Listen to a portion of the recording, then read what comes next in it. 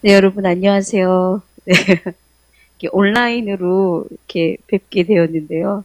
참 이런 게 어색하고 처음 해보는 거라서 이렇게 참 많이 쑥스럽기도 하지만, 네, 하나님께서 또 이런 새로운 방법 가운데 하나님께서 또 새로운 일을 하실 줄 믿습니다. 자, 우리가 그동안 성육신으로 오신 사랑에 대해서 이렇게 계속 나눴는데, 우리가 첫 번째 성육신으로 오신 사랑, 그래서 이 땅에 오신 예수님에 대해서 나눴고, 또 두 번째는 위로부터 돋는 해에 대해서 우리가 말씀을 나눠봤습니다. 그리고 지금은 열방의 세 번째 메시지, 열방의 유업에 대해서 나누고 있는데, 이 지난주에 잃어버린 유업과 회복을 위한 계획에 대해서 여러분들과 나눴고, 또 지난주에는 실제로 어떻게 그 유업을 회복할 수 있는지에 대해서 중간에 나누다가 멈췄는데 그 뒷부분부터 여러분들과 나누도록 하겠습니다. 실제로 어떻게 회복할 수 있는가에서 우리가 그리스도의 구원의 열매를 통해서 첫 번째 우리의 본성이 회복이 된다라는 것에 대해서 배웠고, 두 번째 이제 하나님이 거하시는 처소의 회복인데, 우리가 이제 첫 번째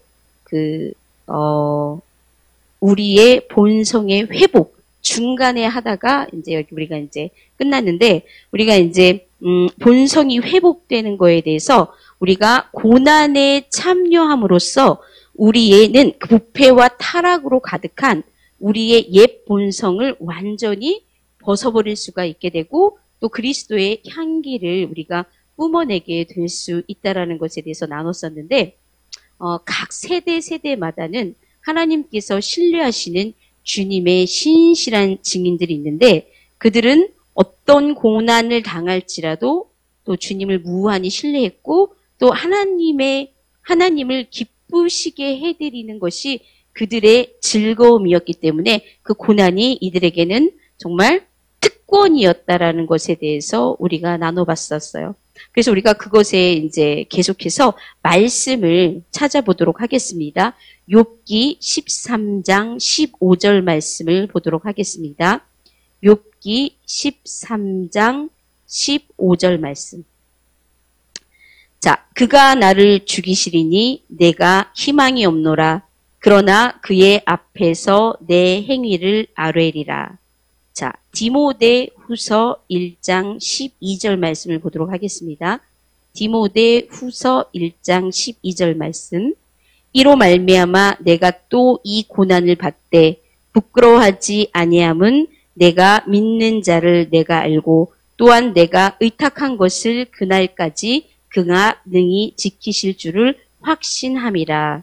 자, 고린도 후서 4장 10절 말씀을 보도록 하겠습니다. 고린도 후서 4장 10절. 우리가 항상 예수의 죽음을 몸에 짊어짐은 예수의 생명이 또한 우리 몸에 나타나게 하려 함이라. 자, 히브리서 12장 11절 보도록 하겠습니다. 히브리서 12장 11절.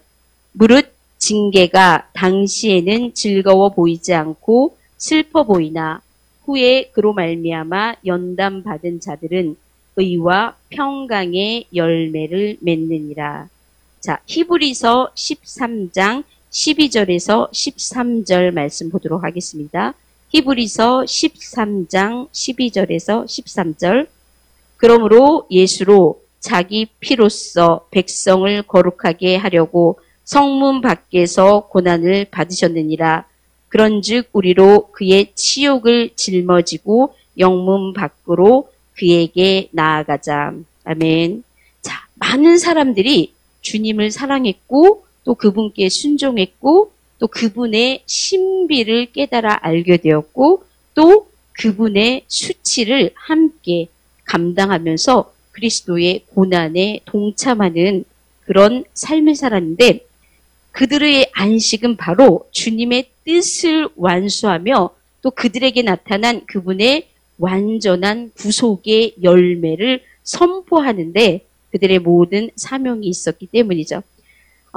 우리가 이사야서 53장 11절에 보면 그가 자기 영혼에 수고한 것을 보고 만족하게 여길 것이라. 아멘. 자, 이로써 많은 사람들이 하나님을 위해 그 모든 수치와 고난과 오해와 또 거부당함, 또 계속되는 고난의 여정들을 이렇게 받아들였는데, 우리가 마태복음 5장 11절에서 12절 말씀을 한번 보도록 하겠습니다. 마태복음 5장 11절에서 12절. 나로 말미암아 너희를 욕하고 박해하고 거짓으로 너희를 거슬러 모든 악한 말을 할 때에는 너희에게 복이 있나니 기뻐하고 즐거워하라. 하늘에서 너희의 상이 큼이라. 너희 전에 있던 선지자들도 이같이 박해하였느니라. 자, 고난을 주님이 주시는 위로, 또 그분의 가까이 오심, 또 그분의 영이 고통당하는 자들에게 이렇게 말씀하시는 거예요. 너희는 내게 즐거움을 주는 자녀다. 너희는 내게 즐거움을 주는 자녀다. 이 한마디 말씀에 그 어느 것과도 비교할 수 없는 거예요.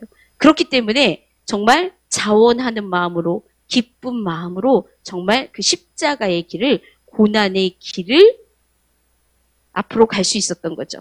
그래서 그들은 이걸 알았던 거예요. 그들의 눈물을 병에 담아 보관해 놓고 계신 것과 또 그들의 고통이 여호와의 기념책에 기록되어진다라는 사실을 너무너무 잘 알고 있었어요.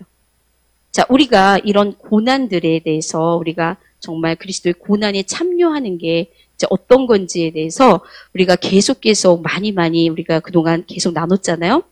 네, 제가 잠깐 저의 얘기를 잠깐 해드리려면은 제가 2012년에 쭉 그 땅밟기를 하고 맨 마지막에 제주도에서 이렇게 하나님께서 이는 그들이 너를 버림이 아니요 나를 버려 그들의 왕으로 삼지 아니하게 하려 함이라.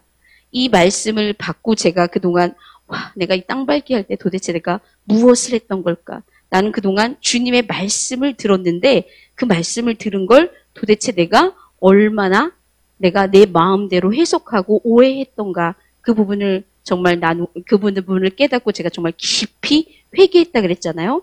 근데 그게 2012년 12월에 있었던 일이거든요.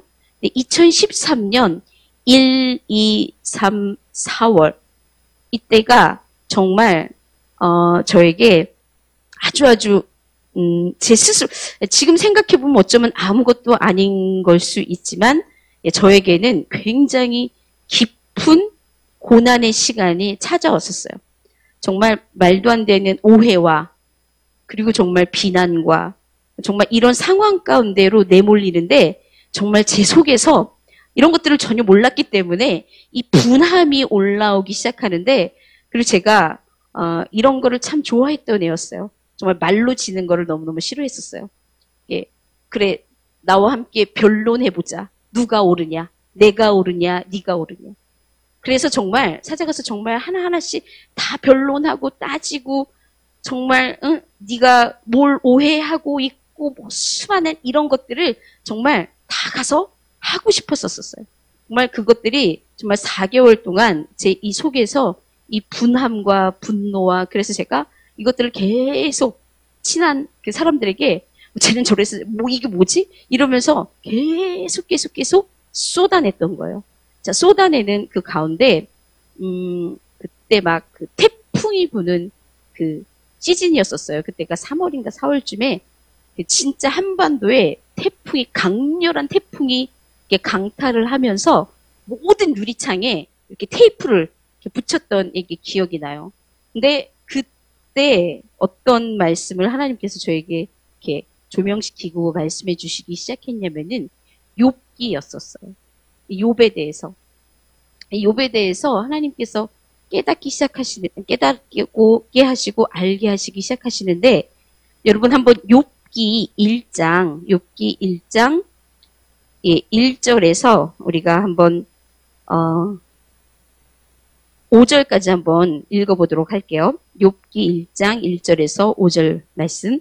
우스 땅에 욥이라 불리는 사람이 있었는데 그 사람은 온전하고 정직하여 하나님을 경외하며 악에서 떠난 자더라.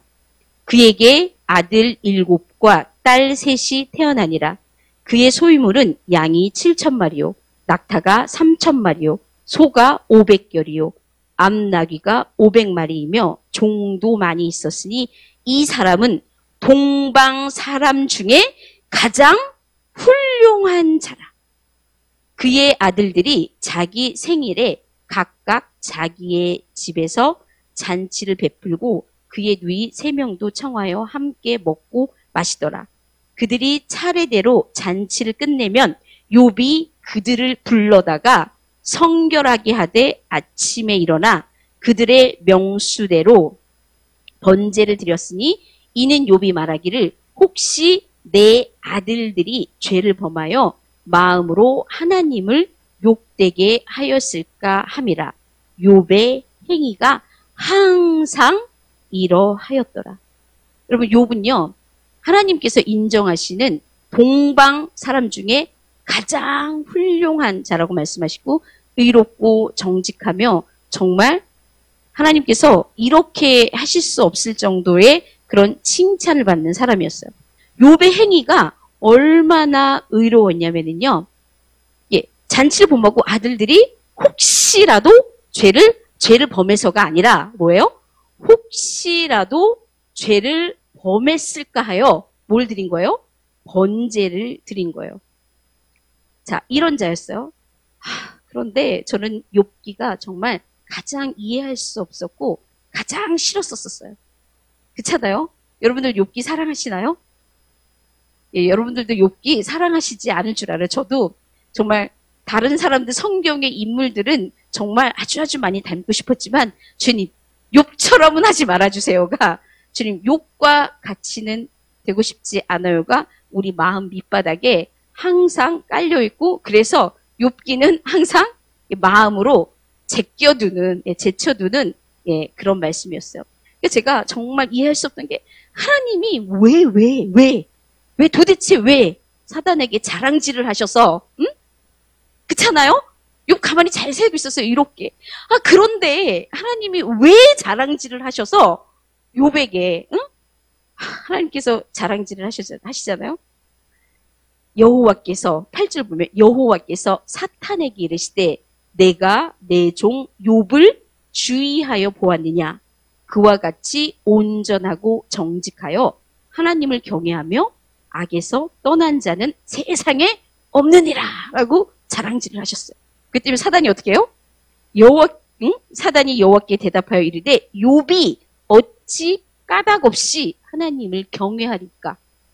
주께서 그와 그의 집과 그의 모든 소유물을 울타리로 두르심이 아니니까? 주께서 그의 손으로 하는 바를 복되게 하사 그의 소유물이 땅에 넘치게 하셨음이니이다. 그러면서 이렇게 소유물을 다 빼앗으면 욥이 하나님을 이렇게 더 이상 경배하지 않고 더 이상 이렇게 하나님께 원망할 거라고 그렇게 얘기하죠. 그래서 하나님께서 그의 생명에는 손을 대지 말게 하시고 모든 재산을 어떻게 해요? 사단의 손에 맡기죠. 그랬더니 사단이 얘가 어떻게 해요? 이를 행하는 애는 누구예요? 사단인 거예요. 그래서 정말 너무너무 사랑하는 이 아들, 딸들이 다 죽어요. 그리고 갖고 있는 모든 재산도 하루아침에 다 잃어버리기 시작하죠. 그런데 욥은 정말 너무너무 대단한 말을 해요. 욥이 일어나 겉옷을 찢고 머리털을 밀고 땅에 엎드려 뭐 한 거예요? 예배한 거예요. 땅에 엎드려 예배하며 이르되 내가 모태에서 알몸으로 나왔은즉 또한 알몸이 그리로 돌아가올지라. 주신 이도 여호와시오 거두신 이도 여호와시니 여호와의 이름이 찬송을 받으실지니이다 하고 이 모든 일에 욥이 범죄하지 아니하고 하나님을 향하여 어떻게 하지 않은 거예요? 원망하지 않은 거예요. 자, 여기서 그치셨으면 모든 게 어때요? 예, 모든 게 완벽했을 수도 있어요. 그런데 하나님이 또 어떻게 하시는 거예요? 또 자랑질을 하시는 거예요, 사단에게.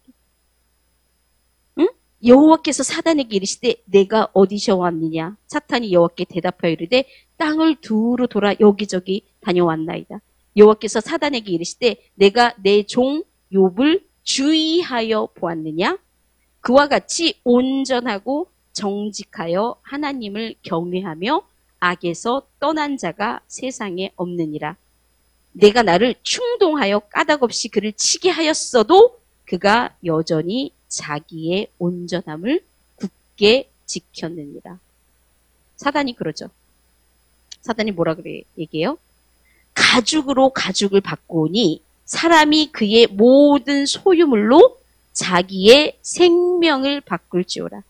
이제 주의 손을 펴서 그의 뼈와 살을 치소서.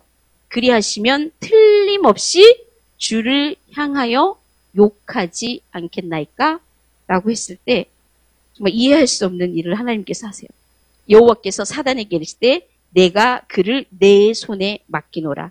다만 그의 생명은 해하지 말지니라. 자, 그 다음부터 어떻게 되기 시작해요? 발끝에서부터 어디까지? 정수리 끝까지 종기가 나기 시작해요. 그 고통 가운데 어떻게 하기 시작해요? 뻑뻑 긁는 거예요. 여러분, 가장 친한, 어쩌면은 한 몸이라고 할 수 있는, 한 몸이고 정말 하나인 그 아내가 뭐라고 얘기하는 거예요? 여호와를 저주하고 죽어버리라고 얘기하는 거예요. 여러분, 욥이 그런 이야기까지 당하고 그러면서 또 이 욥의 가장 친한 세 친구가 와서 정말 불을 지르기 시작하죠. 네가 하나님께 뭔가 잘못한 일이 있을 거야. 좀 말도 안 되는 이런 일들을 얘기하기 시작해요. 그랬을 때 욥이 3절에 뭐라고 하냐면은 그 후에 욥이 입을 열어 자기의 생일을 저주하니라. 욥이 입을 열어 이르되 내가 난 날이 멸망하였더라면 산의 아이를 베었다 하던 그 밤도 그러하였더라면 그날이 캄캄하였더라면 하나님이 위에서 돌아보지 않으셨더라면 빛도 그날을 비추지 않았더라면 이렇게 어떻게 해요? 자기의 난 날을 하나님 자기 창조의 그것들을 부인하면서 그것들을 원망하기 시작해요. 여러분 쭉 이것들을 이렇게 쭉 하면서 정말 너무너무 이해 안 되는 게 나중에 하나님께서 욥에게 나타나세요. 그쵸? 근데 욥에게 나타나셔서 욥기 38장, 39장, 40장, 41장에 하나님께서 막 말씀하시기 시작하세요. 여러분 한번 욥기 38장 한번 보도록 할게요.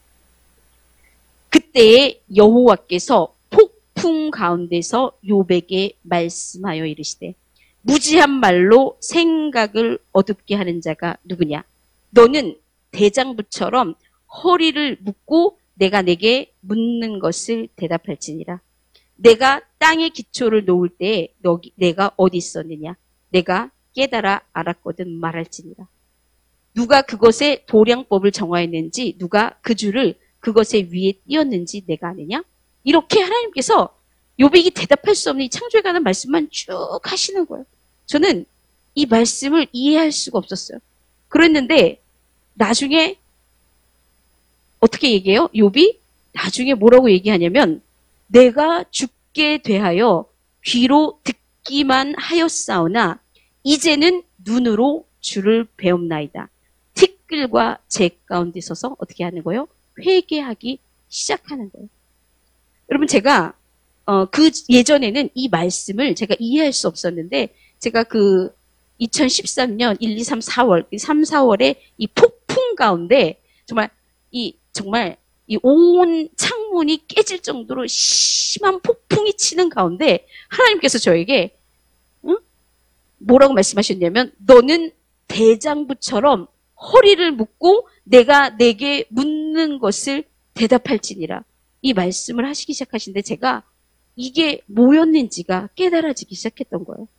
여러분들, 제가, 이 영적인 것들이 이제 열리면서 몸이 열리기 시작하면서 이 세상, 여기에 있는 소리와 그리고, 이게 이 영들에 대해서 민감해지기 이제 시작했을 때 제 안에, 어떤 부분이 가장 힘들었냐면요. 소리였었어요. 소리.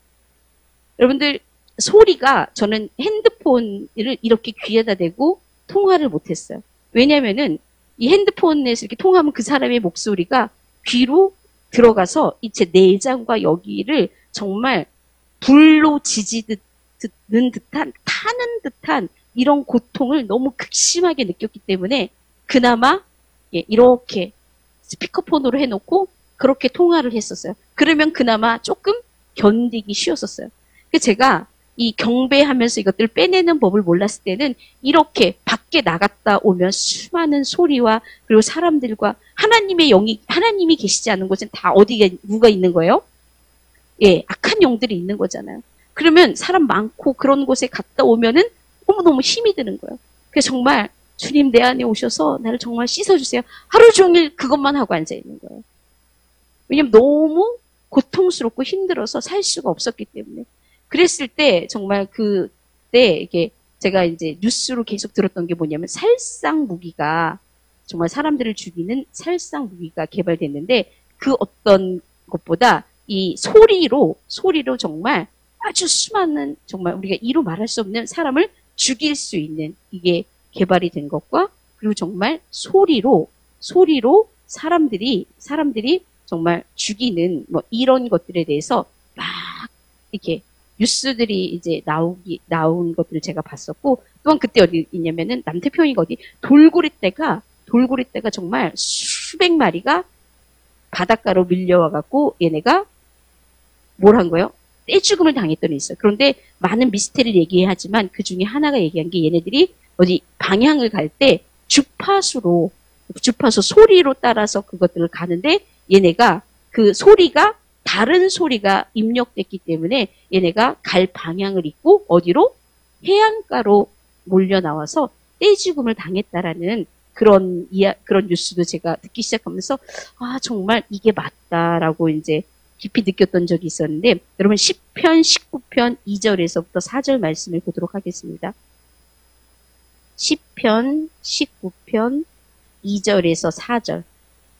시편 19편 2절에서 4절. 날은 날에게 말하고 밤은 밤에게 지식을 전하니 언어도 없고 말씀도 없으며 들리는 소리도 없으나 그의 소리가 온 땅에 통하고 그의 말씀이 세상 끝까지 이르도다.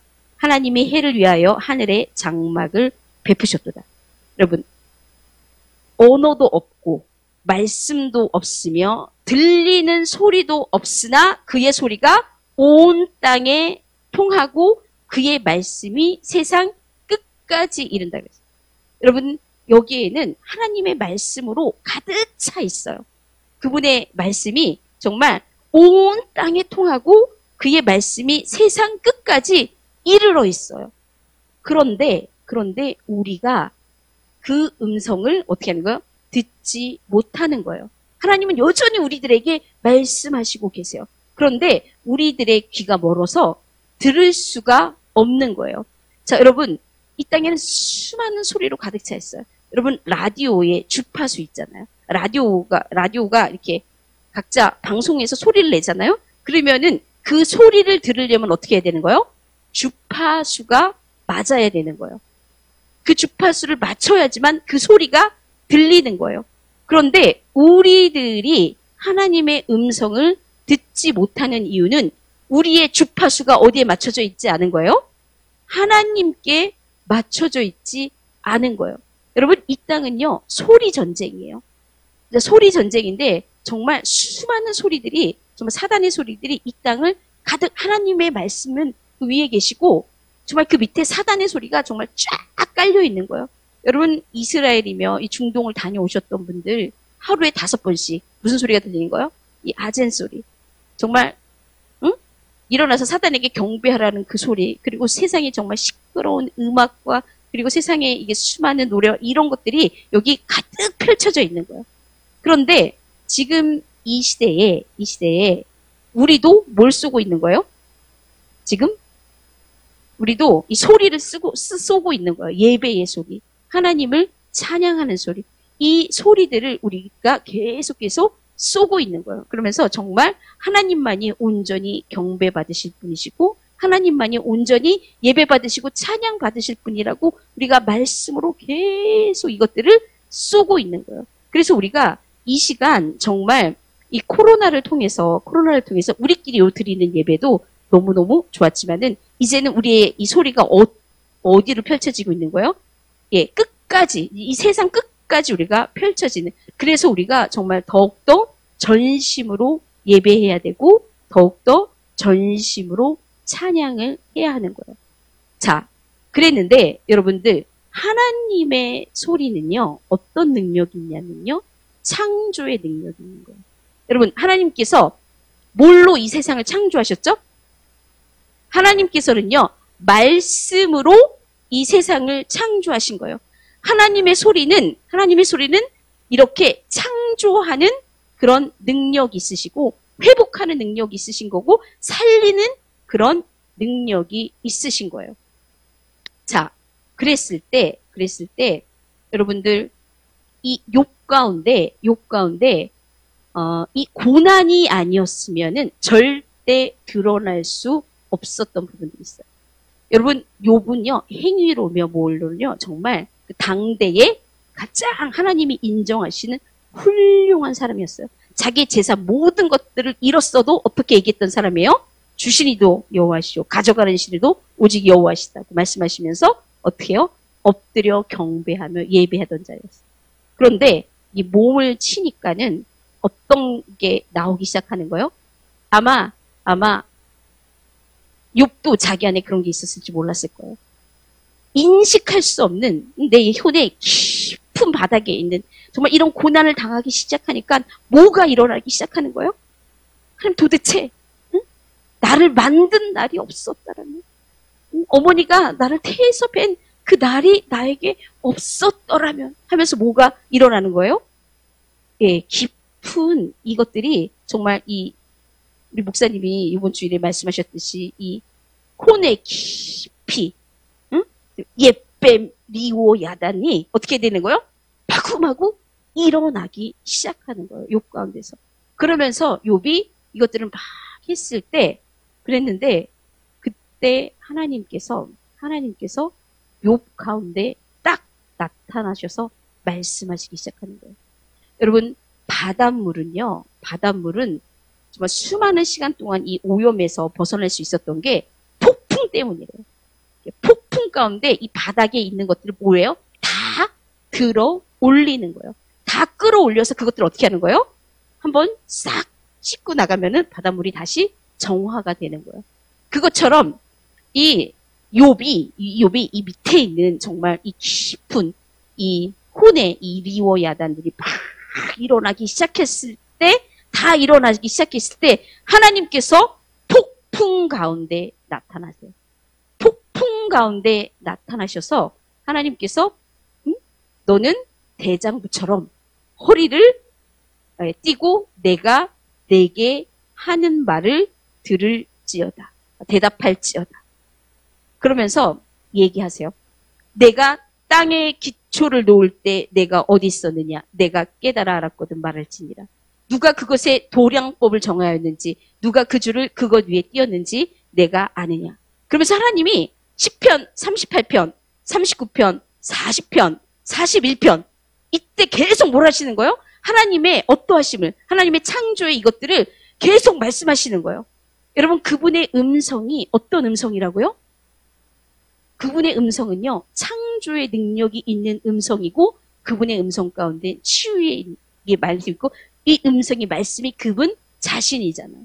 저는 그 순간 그 폭풍 가운데 정말 뭘 느끼기 시작했냐면은, 하나님이 정말 욥에게 딱 나타나셔서 정말 끊임없이 38, 39, 40, 41. 저는 구약의 그 어느 책에서도 하나님이 직접 사람에게 나타나셔서 이렇게 많은 말씀을 하시는 성경을 본 적이 없어요. 직접 나타나셔서 하나님이 그분의 창조의 어떠심을 이것들을 쫙 어떻게 하시기 시작하시는 거예요? 말씀하시기 시작하시는 거예요.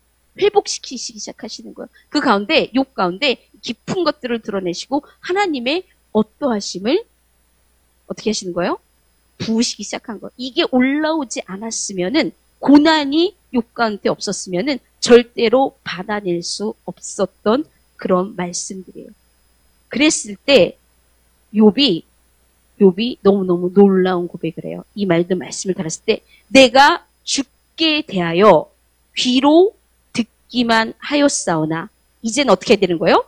눈으로 주를 배움나이다. 그러면서 내가 눈으로 주를 배움나이다 라고 욥이 고백하기 시작하는 거예요. 어떻게 한 거예요, 욥이? 그러면서 정말 티끌과 재 가운데 욥이 깊이 회개하기 시작해요. 그랬을 때 하나님께서 정말 모든 것을 돌이키시고 정말 모든 것을 정말 배나되는 그런 이런 회복을 욥에게 허락하시죠.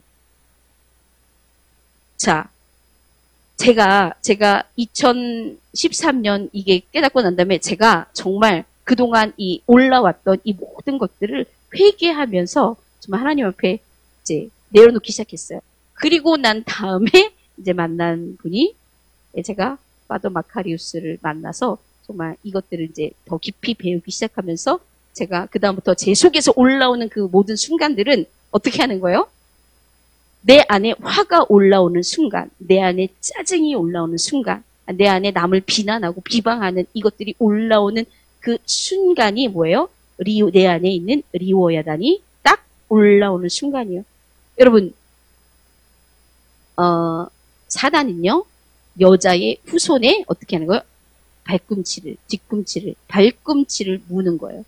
그러면은 여자의 후손은 어떻게 하는 거예요? 그 머리를 발로 밟으시는 거예요. 여러분, 얘가 우리한테 물 때는 우리에게 딱 올라오는 그 순간은 뭐예요? 얘도 죽음을 각오하고 덤비는 거예요. 그쵸? 머리가 이게 뭐잖아요? 입으로 무는 순간 뭐가 드러나는 거예요? 얘의 머리가 드러나는 순간이요. 그러니까 깊은 곳에 숨어 있잖아요. 그럼 어떻게 할 수 없어요? 얘가 우리가 발로 밟을 수가 없어요. 그런데 얘가 머리를 드러내는 순간에는 뭘 할 수 있는 거예요? 그 머리를 발로 밟을 수가 있는 거예요. 여러분, 고난이 우리에게 그런 유익을 가져다 주는 거예요. 그래서 이것들이 올라오는 그 순간마다 여러분들이 어떻게 하셔야 되는 거예요? 예, 밟으셔야 되는 거예요. 여러분, 내 안에 있는 화, 내 안에 있는 짜증, 내 안에 있는 분노, 남을 험담하고 비난하고 하는 이 모든 것들이 올라오는 순간이 머리가 드러나는 순간인 거예요. 그러면 그때 발로 밟고 회개하면서 주님 앞에 나아갈 수 있는 거예요.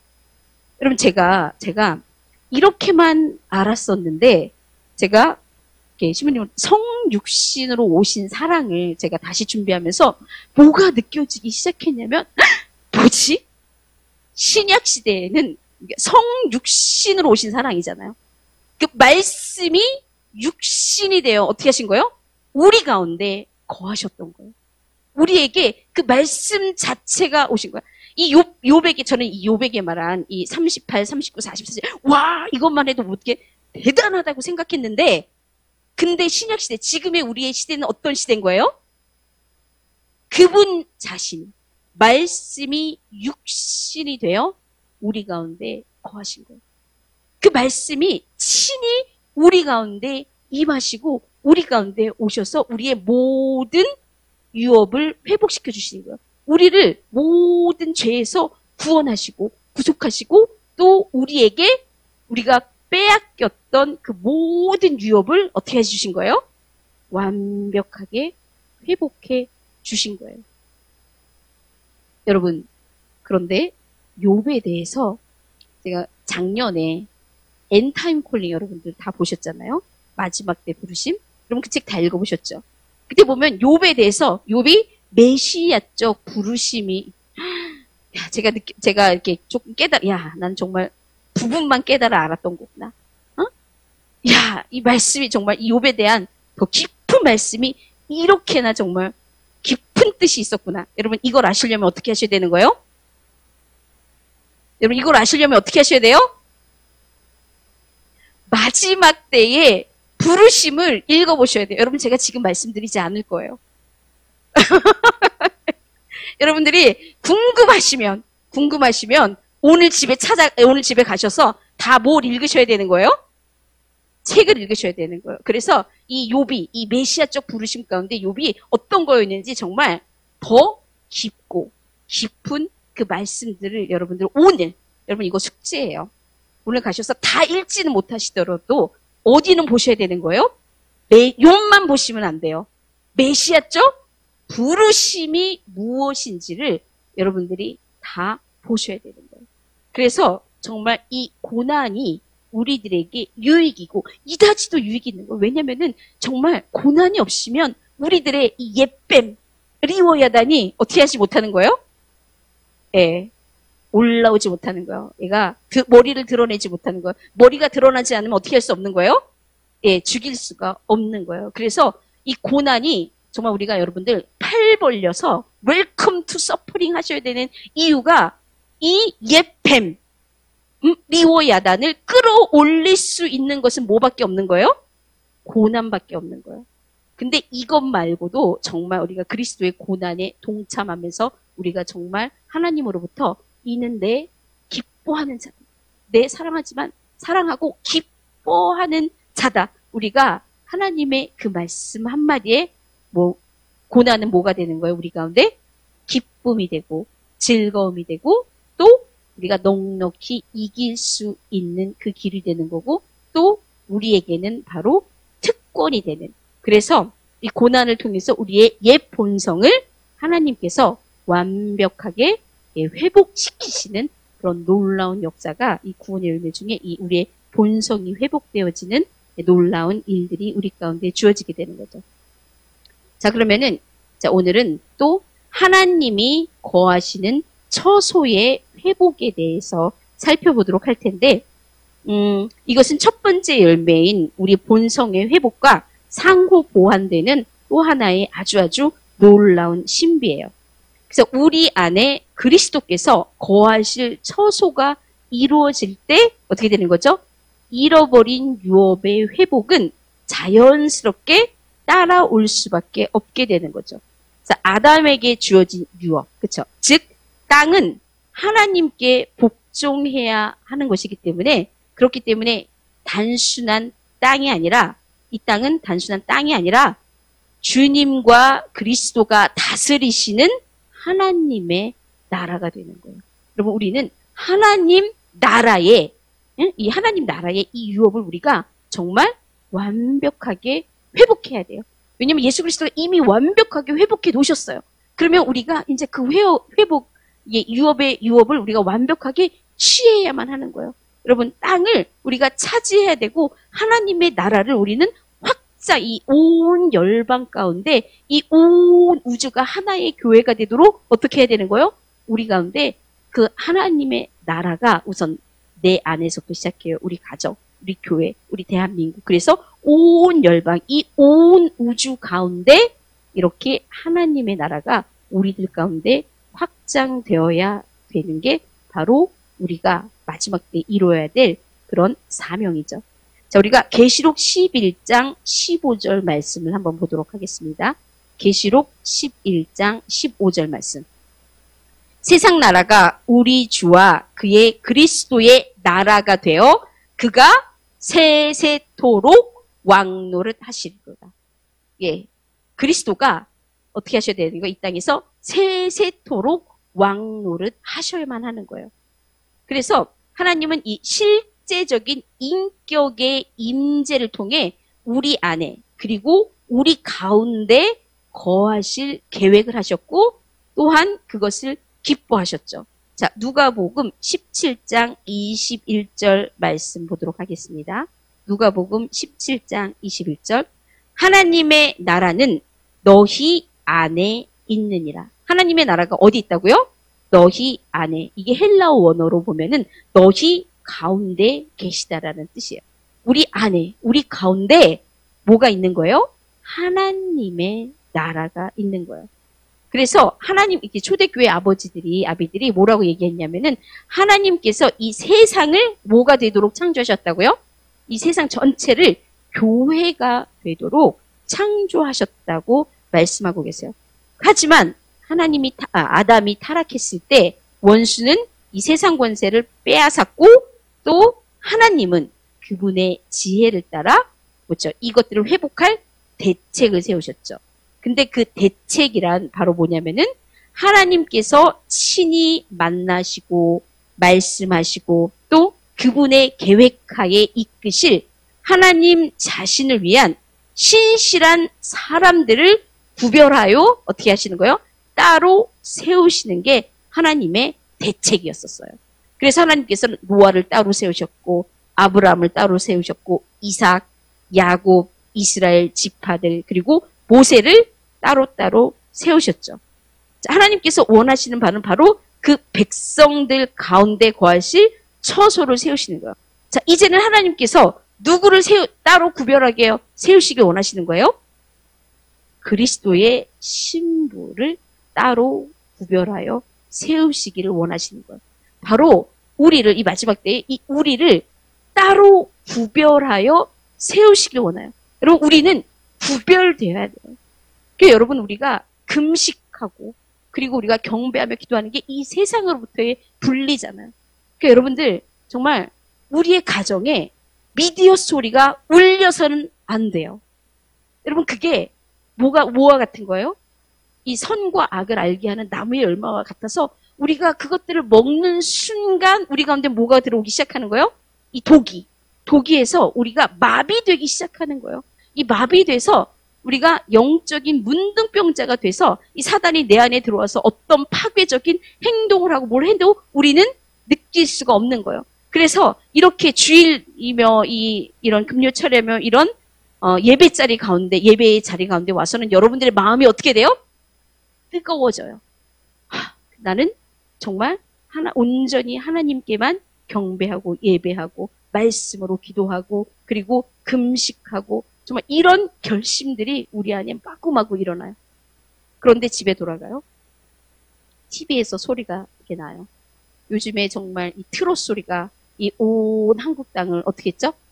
이 뽕짝 소리가 이 온 나라를 이 코로나 기간에 완전히 잡아버렸어요.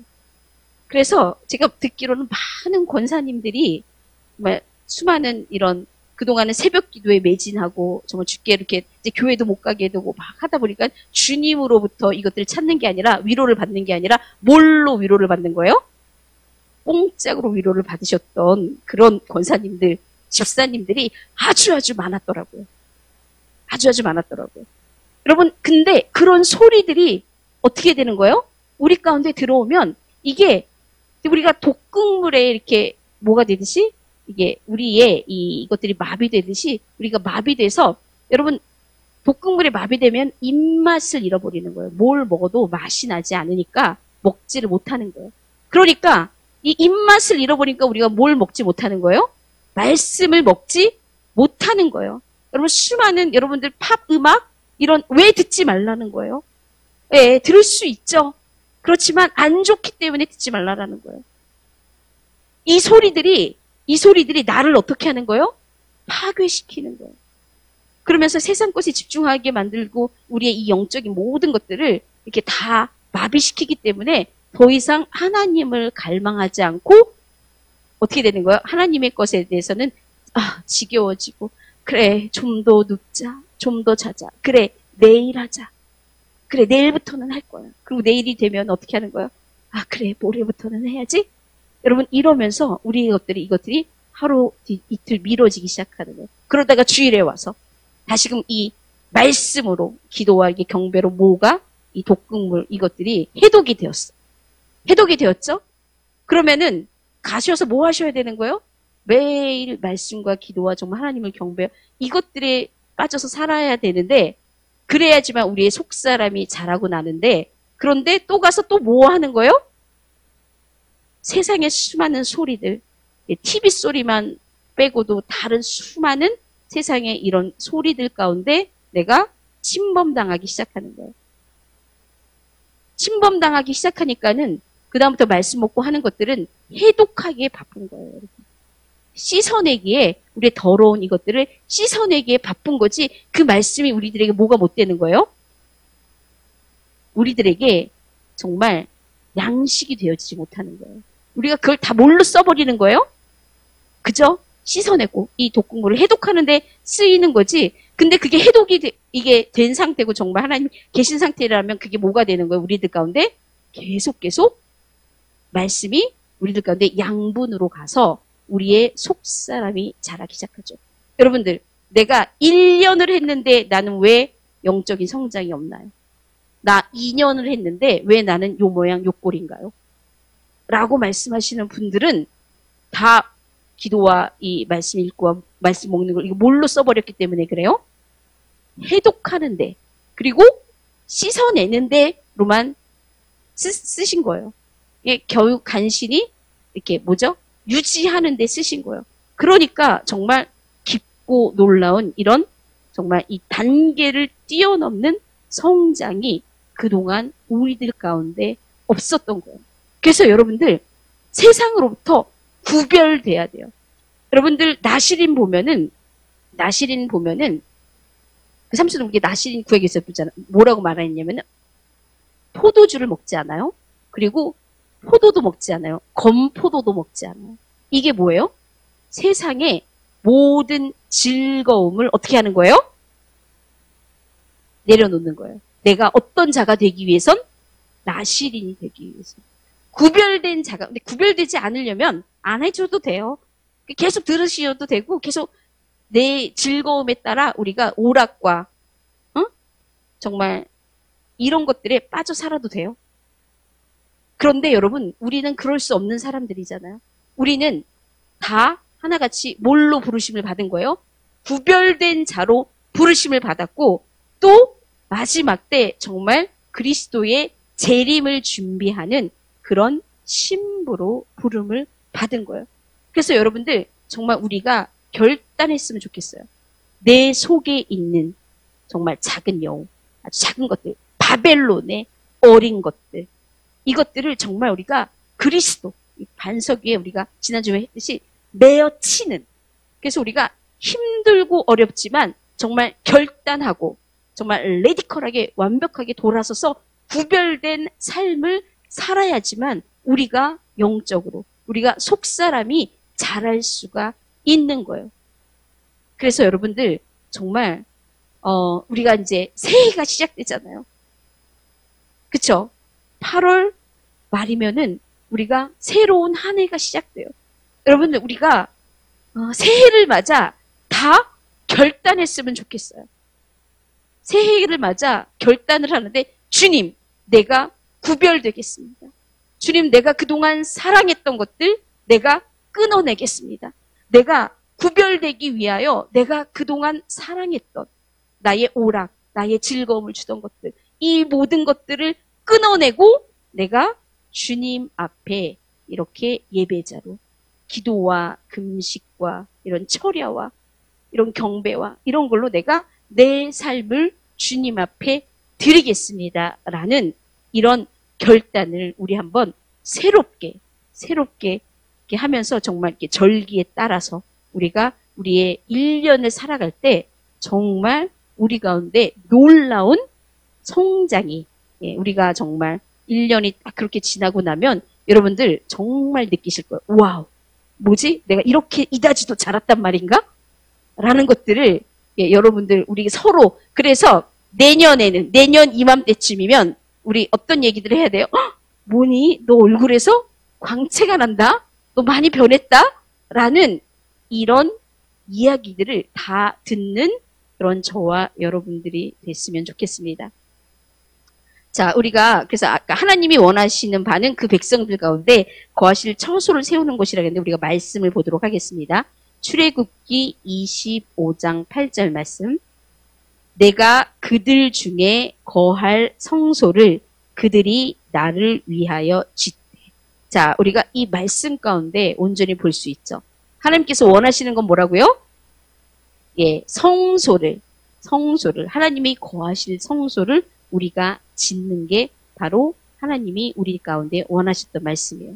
자, 우리가 거기에 대해서 순종했던 다윗에 대해서 우리가 또 다시 한번 살펴보도록 할 텐데, 이제 사도행전 13장 22절 말씀을 보면 뭐라고 되어 있냐면은 내 마음에 맞는 사람이라 내 뜻을 다 이루리라. 다윗에 대해서 하나님께서 이렇게 말씀하셨어요. 하나님께서 다윗을 이다지도 이렇게 칭찬하실 수 있었던 이유는 뭐였냐면, 다윗은 이스라엘의 왕이 된 후에 가장 먼저 집중한 일이 뭐예요? 주님께서 거하실 장소를 세우고 그곳에 뭘 갖다 뒀다고요? 언약궤를 갖다 둔 거예요. 자, 우리 사무엘 하 5장 4절에서 7절 말씀 다 같이 보도록 하겠습니다. 사무엘 하 5장 4절부터 7절 말씀. 다윗의 나이가 30세에 왕위에 올라 40년 동안 다스렸을 때 헤브론에서 7년 6개월 동안 유다를 다스렸고 예루살렘에서 33년 동안 온 이스라엘과 유다를 다스렸더라. 왕과 그의 부하들이 예루살렘으로 가서 그 땅 여부스 사람을 치려하며 그 사람들이 다윗에게 이르되 내가 결코 이리로 들어오지 못하리라.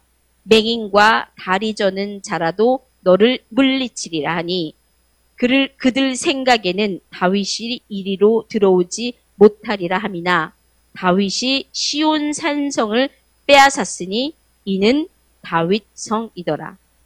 자, 다윗은 주님의 임재를 나타내는 언약궤를 놓아둘 특정한 성이 되는 중앙 본부.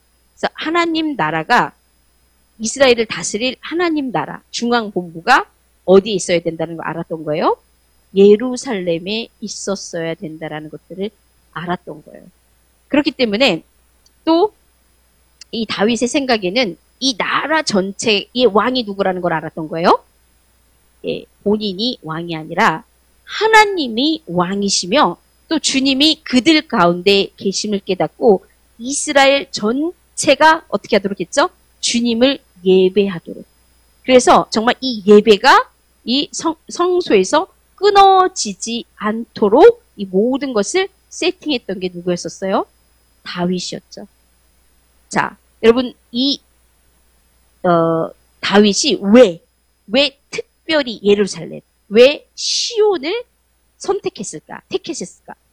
자, 우리는 이 여호수아 때 이 예루살렘은 이미 정복해야 했던 일이에요. 그런데 어떻게 했죠? 정복하지 못했죠. 자, 그리고 그 일은 아담이 창조되었을 때 이미 이루어졌어야 하는 거예요. 왜냐면은 제가 예루살렘이 어디였다고 말씀드렸죠? 에덴이었을 거라고 이 초대교회 교부들과 이스라엘 모든 사람들은 다 어디라고 얘기하냐면 이 에덴의 장소가 예루살렘이었다라고 이야기를 해요. 그곳에 이 아담이 어디에 있었던 거예요? 에덴에 뭘로 있었던 거죠?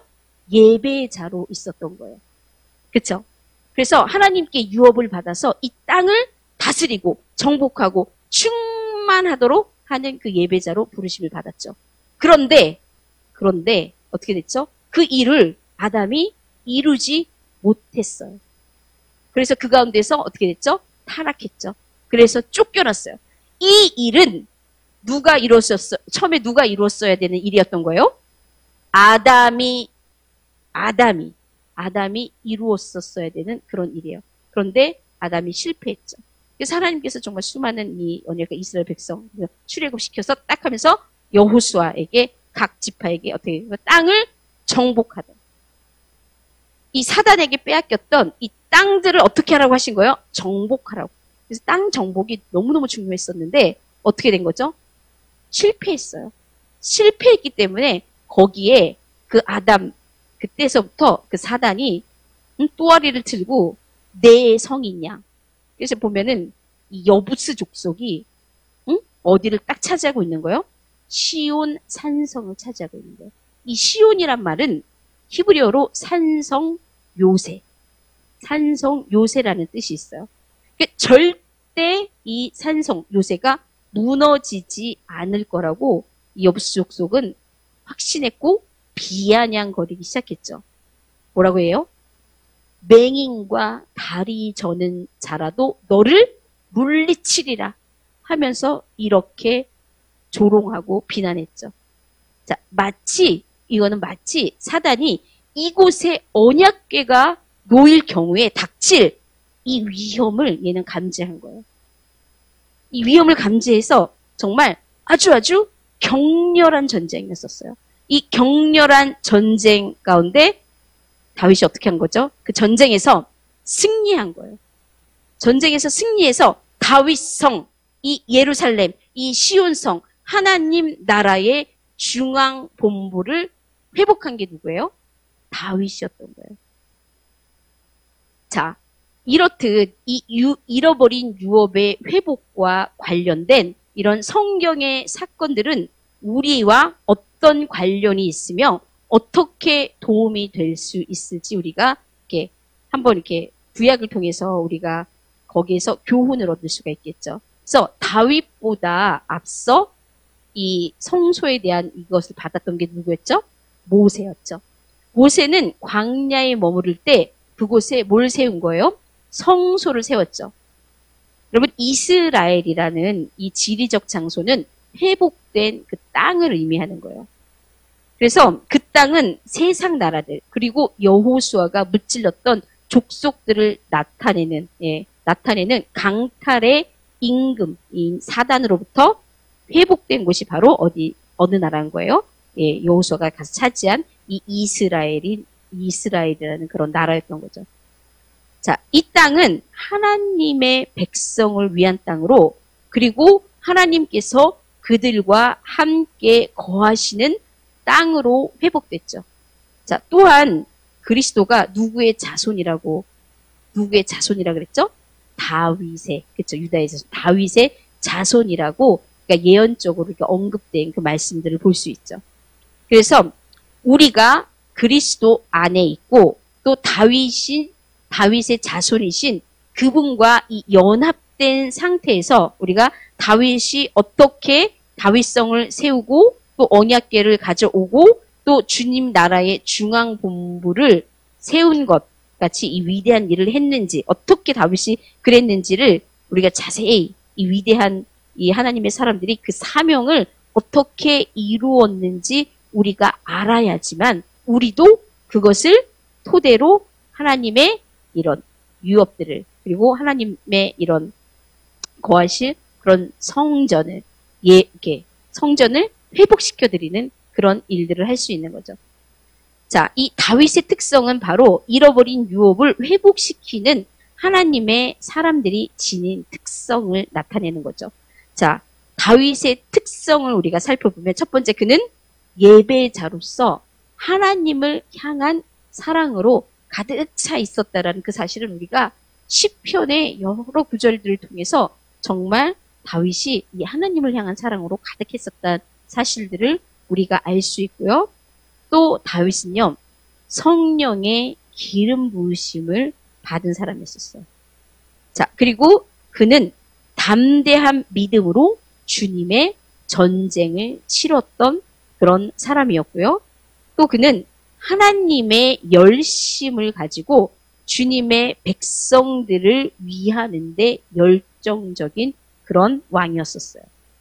자, 또 다윗은요, 주님의 나라를 세웠고 이 중앙 본부를 세워 그곳에 백성들 가운데 주님이 임재하심을 뜻하는 언약궤를 그곳에 둔 그런 왕이었죠.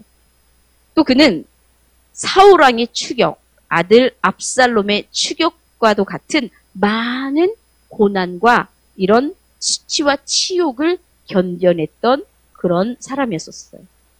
또 그는 하나님을 향해 매우 민감했기 때문에 죄를 지었을 때 어떻게 해요? 깊이 회개했죠. 시편 51편, 우리가 시편 기도를 하면서 매번 기도하면서 이 시편 51편으로 기도하잖아요. 이게 다윗이 하나님 앞에 범죄했을 때 어떻게 한 거예요? 회개했던, 여러분 회개했던 그 회개잖아요. 그래서 정말 이 시편 51편은 우리들에게 회개의 영을 정말 깊이 부어주는 그런 시편이잖아. 그래서 우리가 기도할 때마다, 그렇죠? 우리가 시편으로 기도할 때마다 시작하는 기도 가운데 매번 뭐가 있는 거예요? 예, 시편 51편.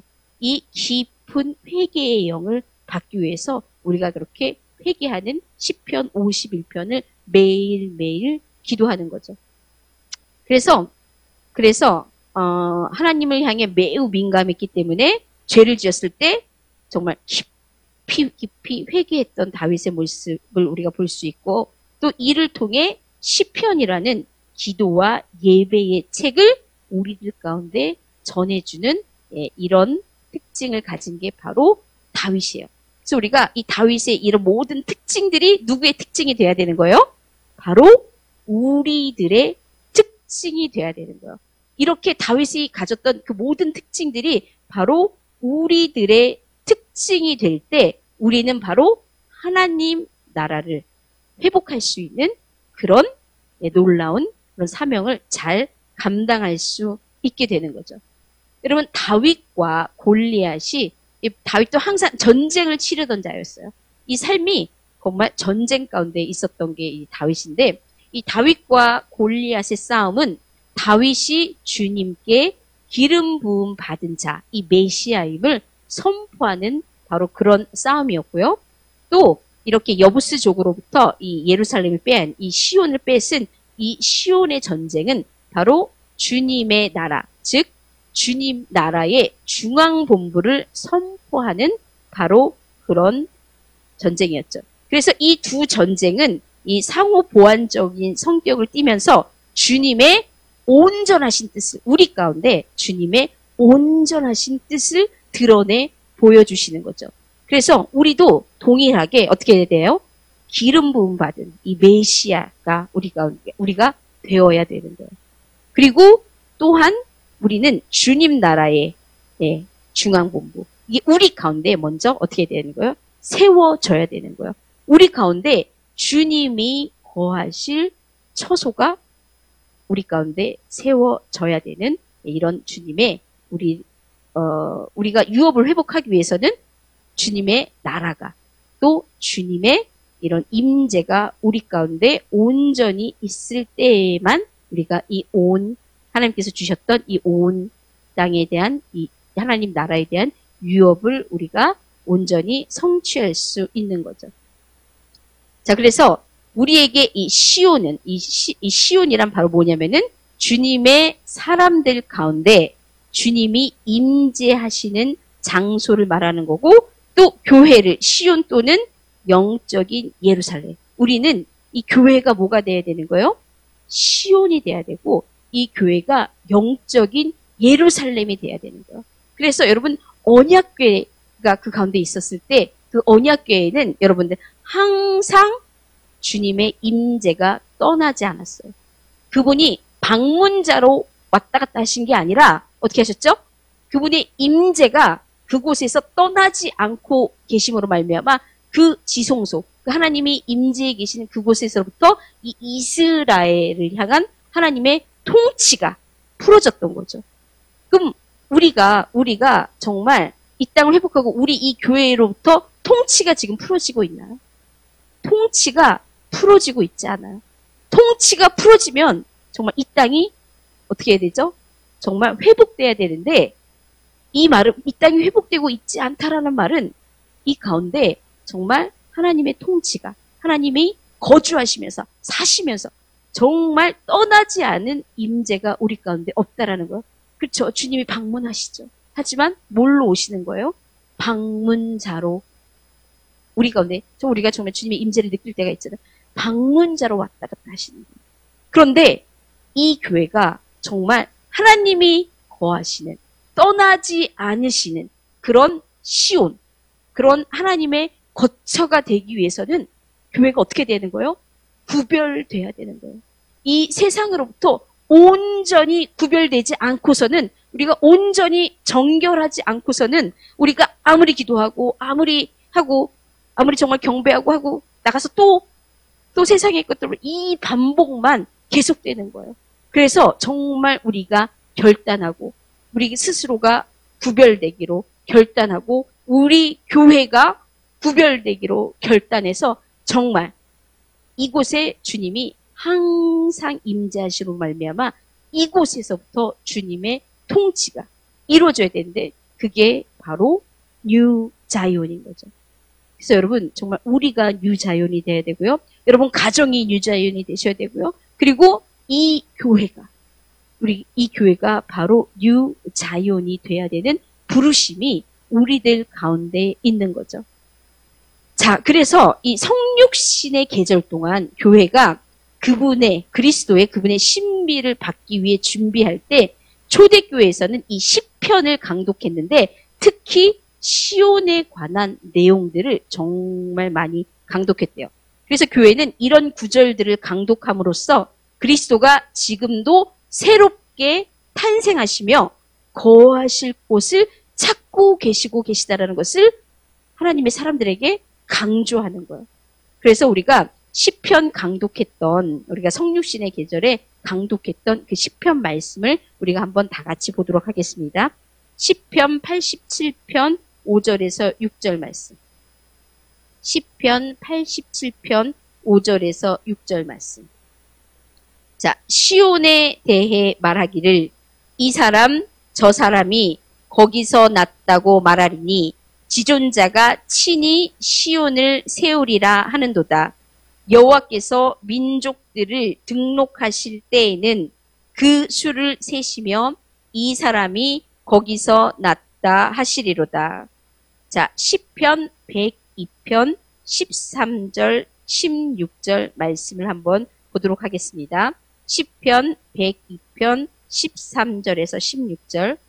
주께서 일어나사 시온을 긍휼히 여기시리니 지금은 그에게 은혜를 베푸실 때라.